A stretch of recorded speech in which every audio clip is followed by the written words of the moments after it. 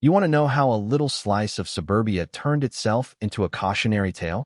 Let me tell you, it started with water, and it ended with everyone in Oakshire Meadows learning the hard way that you can't outvote gravity, no matter how many meetings you hold or clipboards you wave around. Picture this. It's mid-August. Rain's been falling for hours, and the only thing louder than the thunder is the sound of folks shouting, knee-deep in brown water, dragging out boxes and pets, staring at driveways that now look like shallow ponds. You could smell oil and wet earth everywhere, and right there in the thick of it, barefoot, soaked to the bone, was Devin Rucker, staring at the very concrete wall that had turned his backyard into a swamp. That wall, the one the HOA said would beautify the place, had turned into a dam. And, yeah, the cameras showed up before the county trucks did, panning over ruined lawns and neighbors cursing through tears. Some drenched lady yelled at the news crew. We told them this would happen. That's when the story shifted. It wasn't about property damage anymore. It was about pride, negligence, and a handful of people who thought they knew better than nature. Devin didn't have much to say that first day. He just stood there, jeans sticking to his legs, fists clenched, watching as the current dragged off everything he'd worked for. The same current he'd warned them about for months, while the board laughed it off, calling the creek a ditch. But let me back up a sec, because before the flood and the finger-pointing, before the lawsuits and the interviews, there was real peace here. The kind you don't even notice until it's ripped away. See, the creek behind Devin's house, Little Creek, wasn't much, but it was alive. Most mornings, you could hear it trickle, see the sun flicker off the water, listen to kids tossing pebbles while their parents swapped gossip over the fence. Devin wasn't paid to keep it clear. He just cared. He'd say, keeps the place breathing.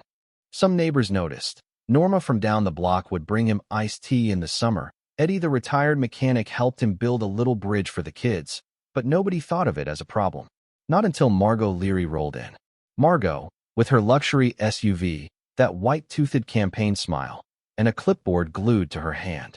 She ran for HOA president faster than most people figured out how to spell her last name. Won by a landslide. Because who wants the job, really? And the next thing you know, everyone's mailbox was stuffed with letters about lawns too brown, fences too high, paint too faded. She saw the creek and called it an eyesore. Devin just laughed. It's a creek, not a landfill, he told Norma. But Margot wasn't kidding. She sent out surveys, held a vote, and convinced half the board the creek was crawling with mosquitoes and lowering property values. Devin tried to explain. That's drainage. When it rains, the water needs somewhere to go. But Margot had already decided. She wanted it gone. The morning the machines arrived, Devin woke up to the sound of engines. Guys in safety vests, stacks of rebar, the whole 9 yards. He rushed out, waving his arms, shouting, "You can't just fill that in. That's a waterway." The foreman barely looked up. "We got board approval, sir. Take it up with them." So Devin did. Emails, calls, printed flood maps. Margot's response: "We appreciate your concern, Mr. Rucker. The HOA has determined the area is non-essential drainage.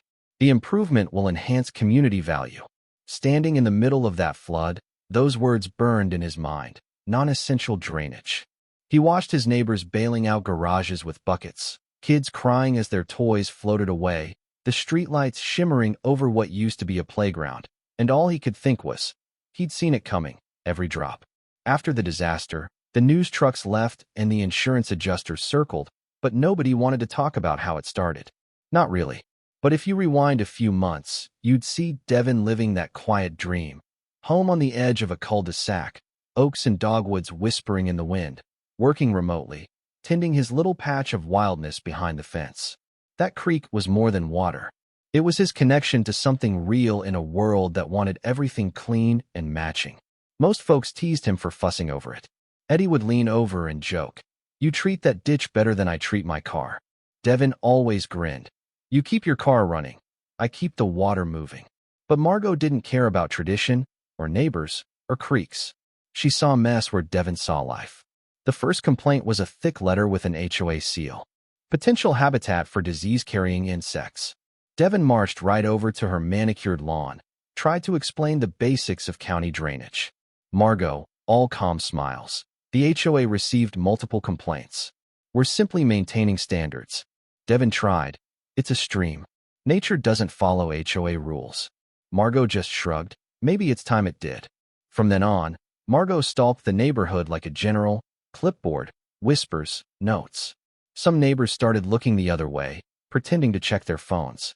Norma still had his back. She's got too much time and not enough kindness, Devin. You keep doing what's right. So he started documenting everything. Photos, rainfall logs, county emails confirming it was a real drainage route needing a permit to alter. Sent it all to the board. Crickets.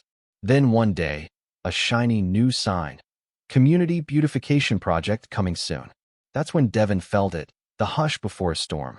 He saw it in neighbors' eyes. Nobody wanted to rock the boat. He told Norma, they're going to do something stupid, and when it blows up, everyone will act shocked.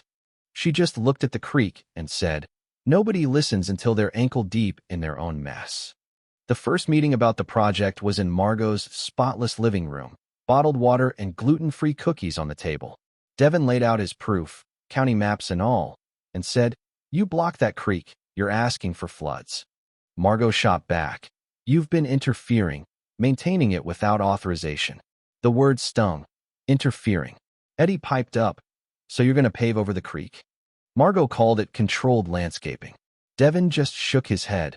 You're pouring concrete into a living stream. They took a vote. 7 hands up, 2 down. Motion passes. That night, Devin couldn't sleep. Rain tapped the windows, steady and ominous.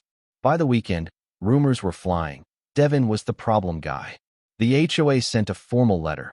Cease and desist all creek maintenance. He laughed, bitter, tired. He sent more photos, more emails to the county. They're planning to fill this in. No permit. Please advise. County replied, do not proceed without authorization. Margot ignored it. Saturday morning, the trucks rolled in. Margot looked ready for a parade. Big day for Oakshire Meadows. Devin confronted her. You don't have a permit. She brushed him off. We're improving it. The contractor shrugged, just following orders. And by noon, concrete was flowing, the creek smothered. Norma stood beside him, shaking her head. They really did it. Devin replied, they just buried a living thing. He filmed everything, sent it to the county, warned, this will cause flooding. Please intervene. Weeks went by, nothing. Margot held a ribbon cutting for the creek renewal. Families posed by the fake stream, smiling, oblivious. But Devin saw it. Puddles that didn't dry, grass turning yellow, a smell of mildew. Norma said, let it go, Dev. They won't listen until they see it with their own eyes. He just muttered, by then it'll be too late. Water doesn't play politics. Then the sky turned to lead. A tropical storm rolled in, rain pounding day and night. Devin watched the water rise, whispered, here it comes. By the next morning, the whole lower half of the neighborhood was underwater. Basements flooded, cars half submerged. The new concrete channel split apart, water gushing through cracks, dragging chunks of cement downstream. Margot stood screaming on her porch. Why is it rising so fast? Devin shouted back, because you buried the outlet. Sirens wailed, lights flickered, chaos everywhere. When it was over, the real storm began. The blame, the lawsuits, the county investigators poking through the mud. Devin confronted Margot in front of everyone, folder full of emails in hand. You poured concrete into a live creek, ignored every warning, and called it improvement. This isn't an act of God, it's arrogance. Neighbors backed him up, Norma calm and steady. You wanted order, now we're knee-deep in the mess you made. Margot tried to deflect. The board approved it. But it didn't matter. The county sent inspectors, and a lawyer named Camille Drury stepped in, sharp as a tack, telling Devin and the neighbors, they broke state law. You've got a case. Suddenly, the story exploded. Local news ran with it. HOA that flooded itself. Devin's warning, you can't bury a creek and expect it to forget, went viral. The county ordered the HOA to rip out the concrete and restore the creek, costs be damned. Margot was booted from the board, replaced by folks who actually listened. Cleanup took months. Volunteers and county crews rebuilt the creek. Devin leading the charge. Margot, humbled, finally, showing up in muddy boots, helping pick up the mess. It wasn't forgiveness, not yet, but it was a start. Camille helped form a new environmental committee. Devin told his neighbors, we built this place thinking we could control everything.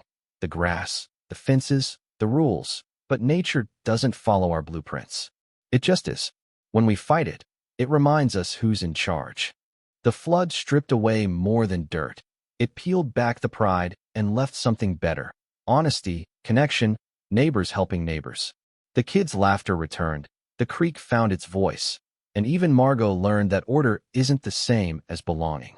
Now, a little plaque by the water says, "You can't bury a creek and expect it to forget where it used to run." Devin walks by it every morning, shovel in hand, listening to the creek and to the lessons he tried so hard to teach. And I'll leave you with this. Next time you think you can outsmart nature or outvote common sense, remember what happened in Oakshire Meadows. Sometimes you have to lose control to remember what matters. If this story hits home, or you've ever tangled with your own HOA, drop your thoughts below. Who do you think was right? Was it pride, negligence, or just plain bad luck? Let's talk about it, because the real lessons are the ones the water refuses to stop teaching.